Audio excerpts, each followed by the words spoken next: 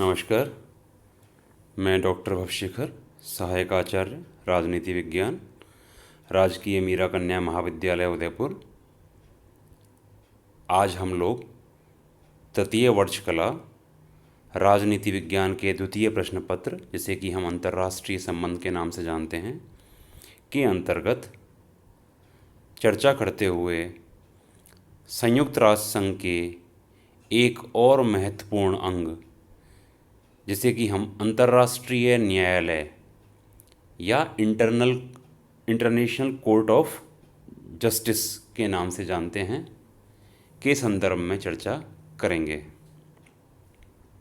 बच्चों, हम सब जानते ही हैं कि संयुक्त राष्ट्र संघ अपने इन महत्वपूर्ण अंगों के माध्यम से इसकी स्थापना के जो उद्देश्य हैं उनको पूर्ण करने हेतु निरंतर प्रयासरत है। संयुक्त राष्ट्र संघ के जो विभिन्न महत्वपूर्ण अंग हैं, वे अपने अपने क्षेत्र में जो भी उनके उत्तरदायित्व या उद्देश्य हैं उनको पूर्ण करने हेतु निरंतर प्रयासरत है। इसी प्रकार जो अंतर्राष्ट्रीय न्यायालय है, यह संयुक्त राष्ट्र संघ की एक प्रमुख कानूनी संस्था है। कानून से संबंध रखने वाले जो प्रश्न हैं उन पर विचार करना ही इस जो संगठन है इसका प्रमुख उद्देश्य है। तो यहाँ पर यह बात महत्वपूर्ण है कि जो देश इस न्यायालय के सदस्य हैं और वे किसी मामले को न्यायालय के समक्ष उपस्थित करना चाहें तो कर सकते हैं, या फिर जो सुरक्षा परिषद है वो किसी कानूनी विवाद के उपस्थित होने पर उसे न्यायालय के समक्ष प्रस्तुत कर सकती है। और जो संयुक्त राष्ट्र संघ की जो अन्य संस्थाएं हैं वो भी किसी कानूनी प्रश्न पर इस अंतर्राष्ट्रीय न्यायालय से परामर्श ले सकती हैं। किंतु महत्वपूर्ण बात यह है कि किसी भी प्रकार के जो व्यक्तिगत झगड़े हैं वे इस अदालत के सम्मुख पेश नहीं किए जाते हैं। तो यहाँ पर यह चर्चा करना अभी प्रासंगिक है कि इस संगठन मतलब संयुक्त राष्ट्र संघ के इस अंग का किस प्रकार से इसकी स्थापना हुई और इसका क्या स्थिति है। तो बच्चों, ये ध्यान रखें यहाँ पर कि अंतर्राष्ट्रीय न्यायालय जो है उसकी स्थापना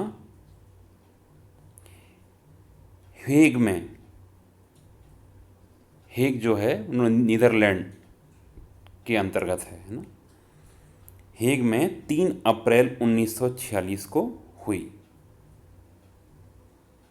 जो संयुक्त राष्ट्र संघ का 1945 का जो चार्टर है उसके तहत इस अंग की स्थापना हुई और उसने अब कार्य करना प्रारंभ किया। इसका जो भवन है वो नीदरलैंड के पीस पैलेस के अंतर्गत स्थित है। जो अंतर्राष्ट्रीय न्यायालय है उसका कार्यालय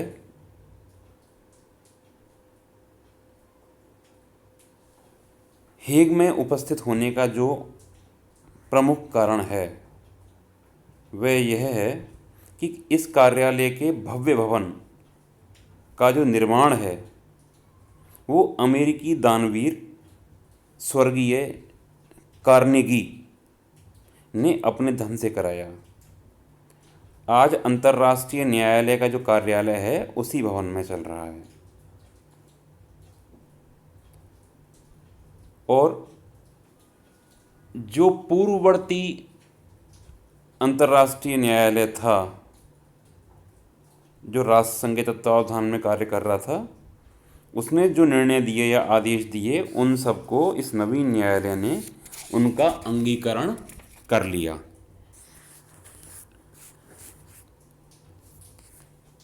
जो न्यायालय है इसकी जो प्राधिकृत भाषा है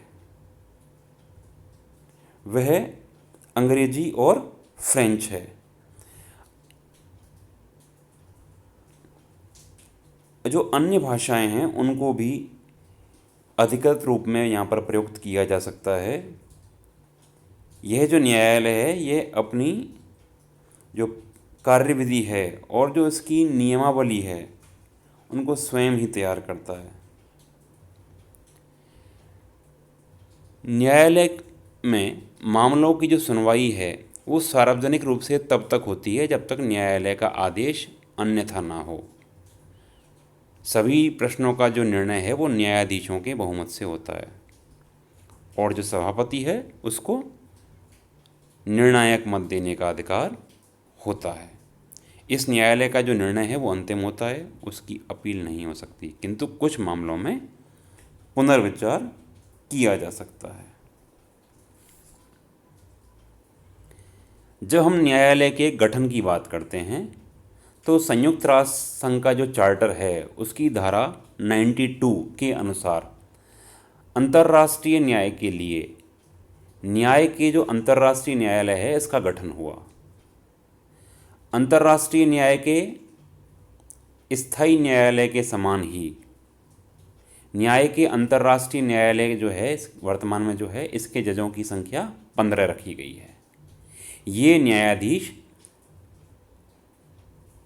अपने में से मतलब 15 लोगों में से एक व्यक्ति का सभापति के रूप में और एक व्यक्ति का उपसभापति के रूप में 3 वर्ष के लिए चुनाव कर लेते हैं। न्यायाधीशों का जो चुनाव है वो सुरक्षा परिषद तथा महासभा के द्वारा 9 वर्ष के लिए किया जाता है। न्यायाधीशों का चुनाव है वह जाति भेद, रंग भेद और धर्म भेद के आधार पर ना होकर के योग्यता के आधार पर होता है। ये जो व्यक्ति होते हैं वो अपने राष्ट्र में विधिवेत्ता के रूप में अर्थात कानूनविद के रूप में अर्थात जो कानून के विद्वान होते हैं उनके रूप में विशेषज्ञ माने जाते हैं अपने अपने देश के अंतर्गत। संविधान में यह कहा गया है कि न्यायाधीशों का जो नैतिक चरित्र है वो उच्च होना चाहिए और उनमें योग्यताएं भी ऐसी होनी चाहिए जो उनके देश की न्याय संबंधी उच्च संस्थाओं के उच्च न्यायाधिकारी जो हैं उनकी नियुक्ति के लिए आवश्यक हों। इसके अलावा यह भी ध्यान रखा जाता है कि एक से अधिक जो न्यायाधीश हैं वो एक ही राष्ट्र के ना हों। इन न्यायाधीशों को कोई राजनीतिक कार्य या अन्य कोई व्यवसाय करने की आज्ञा नहीं होती है। इनका पुनर्निर्वाचन हो सकता है। न्यायाधीशों का चुनाव करते समय यह भी ध्यान रखा जाता है कि न्यायालय में विश्व की जो सभी न्याय व्यवस्थाएं हैं उनको प्रतिनिधित्व जो है वो प्राप्त हो जाए। यहाँ यह भी बात ध्यान रखने योग्य है कि न्यायालय की कानून के अनुसार 15 न्यायाधीशों के अतिरिक्त अस्थायी न्यायाधीश नियुक्त करने की व्यवस्था है और जो गणपूर्ति है जिसे कि हम कोरम कहते हैं वह 9 रखा गया है अर्थात 9 न्यायाधीश किसी भी विषय पर विमर्श के लिए आवश्यक हैं। इनकी जो सेवानिवृत्ति की आयु है कोई भी 2 न्यायाधीश एक ही राष्ट्र के नहीं हो सकते हैं। ये भी बात महत्वपूर्ण है। इसके अतिरिक्त यहाँ ये बात ध्यान रखनी है कि यदि किसी न्यायाधीश की मृत्यु हो जाए तो उसकी जगह उस देश के ही किसी व्यक्ति को वह पद देने का कार्य किया जाता है। किसी एक न्यायाधीश को हटाने के लिए बाकी के जो न्यायाधीश हैं उनका सर्वसम्मत निर्णय जरूरी है। तो इस प्रकार से हम कह सकते हैं कि जो न्यायाधीश हैं वो अपना कार्य जो संयुक्त राष्ट्र संघ द्वारा विहित प्रक्रिया है, जो चार्टर के द्वारा तय किए गए नियम हैं, उनके अनुसार करते हैं। चित्र में यह जो बिल्डिंग हमको दिख रही है, यह इमारत संयुक्त राष्ट्र संघ का जो अंतर्राष्ट्रीय न्यायालय है उसकी है। इस प्रकार का कुछ चित्र संयुक्त राष्ट्र संघ के अंतर्राष्ट्रीय न्यायालय का है। और इस प्रकार अंदर बैठे हुए जो न्यायाधीश हैं वे न्याय प्रक्रिया का जो संपादन है, उसका जो निष्पादन है या उसको कार्य को करते हैं। अब हम बात करते हैं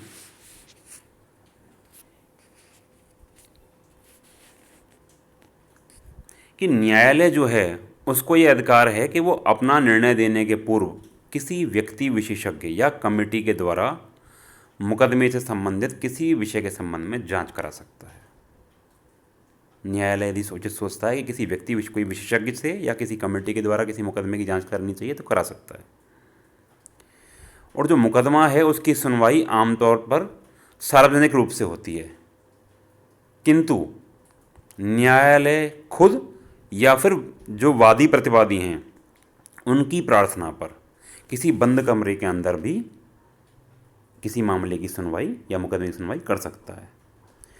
जो प्रश्न हैं सभी उन सब प्रश्नों का निपटारा जो उपस्थित न्यायाधीश हैं उनके बहुमत से होता है।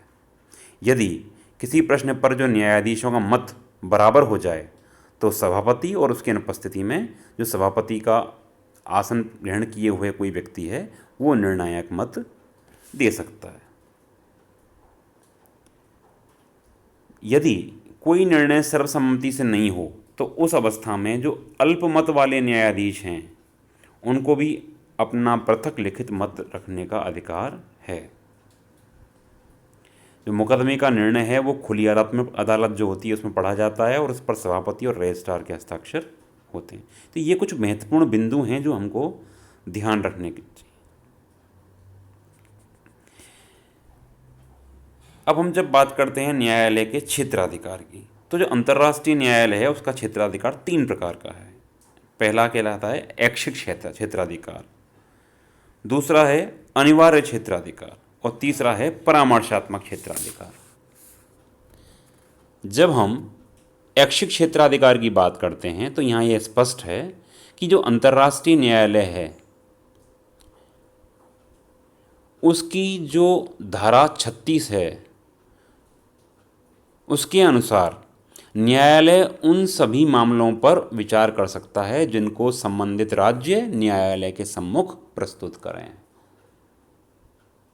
तो कोई राज्य से तात्पर्य यहाँ राष्ट्र से है, तो कोई राष्ट्र जो इस न्यायालय के समक्ष कोई मामले को प्रस्तुत करेगा तो वो उनके मामले में विचार कर सकता है।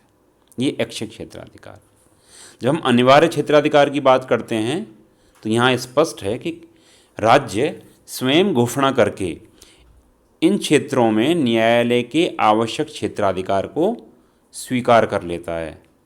जैसे कि संधि की व्याख्या करनी हो, अंतर्राष्ट्रीय कानून के क्षेत्र से संबंधित सभी मामले, किसी ऐसे तथ्य का अस्तित्व जिसके सिद्ध होने पर किसी अंतर्राष्ट्रीय कर्तव्य का उल्लंघन समझा जाए, किसी अंतर्राष्ट्रीय कानून के उल्लंघन पर क्षतिपूर्ति का कोई रूप या परिणाम हो। तो इस प्रकार से हम कह सकते हैं कि इन सब मुद्दों पर अनिवार्य क्षेत्राधिकार अंतर्राष्ट्रीय न्यायालय का होता है। तीसरा आता है परामर्शात्मक क्षेत्राधिकार। तो अंतर्राष्ट्रीय न्यायालय द्वारा परामर्श देने का कार्य भी किया जाता है। महासभा या सुरक्षा परिषद किसी भी कानूनी प्रश्न पर अंतर्राष्ट्रीय न्यायालय का परामर्श मांग सकती है। दोनों संस्थाएं जब चाहें, जब इनका किसी कोई मुद्दा हो उस पर परामर्श मांग सकती हैं। अंतर्राष्ट्रीय न्यायालय का परामर्श मांगने पर यह न्यायालय उनके लिए अपना जो भी उसका पक्ष है वो या उसका जो मत है वो प्रस्तुत कर देता है। संयुक्त राष्ट्र संघ के जो दूसरे अंग हैं या जो विशिष्ट अभिकरण हैं वो भी अधिकार क्षेत्र में उठने वाले सभी जो कानूनी प्रश्न हैं उन पर अंतर्राष्ट्रीय न्यायालय का परामर्श मांग सकते हैं। परामर्श कैसे मांगें, उसके लिए न्यायालय के सम्मुख या न्यायालय के समक्ष एक लिखित में हमको प्रार्थना या रिक्वेस्ट करनी होती है और संबंधित प्रश्न जो है उसका विवरण जो भी है वह और उससे संबंधित जो भी डॉक्यूमेंट्स हैं उनको रखा जाता है। न्यायालय जो है उसका परामर्श केवल परामर्श होता है, वो बाध्यकारी नहीं होता। सिर्फ वो अपना एक पक्ष या मत रख सकता है चूँकि परामर्श मांगा गया है, लेकिन वो परामर्श बाध्यकारी नहीं है। अर्थात जिस संस्था ने परामर्श मांगा है वह न्यायालय के परामर्श को माने या ना माने, यह उसकी इच्छा पर निर्भर करता है। इसके अतिरिक्त न्यायालय के जो निर्णय हैं उनको क्रियान्वित करने के लिए आवश्यक कार्यवाही तय करते समय सुरक्षा परिषद के जो 9 सदस्य हैं उनकी स्वीकृति आवश्यक होती है। इनमें से जो 5 स्थायी सदस्य हैं उनकी स्वीकृति भी आवश्यक रूप से होनी चाहिए। चार्टर के नियमों के अनुसार अंतर्राष्ट्रीय न्यायालय जो है वो वादों का निर्णय करने में, मतलब मुकदमों का निर्णय करने में अंतर्राष्ट्रीय कानून का प्रयोग करता है। जो मुकदमे निर्णय के लिए अंतर्राष्ट्रीय न्यायालय में पेश किए जाते हैं उनमें अंतर्राष्ट्रीय न्यायालय के जो न्यायाधीश हैं वो जिन विधियों का प्रयोग करते हैं उनको हम मोटे रूप में 4 भाग में बांट सकते हैं। इसमें पहला है सामान्य अथवा विशिष्ट पूर्व अंतर्राष्ट्रीय संधियां और समझौते जिनको वाद ग्रस्त पक्ष स्वीकार करते हैं।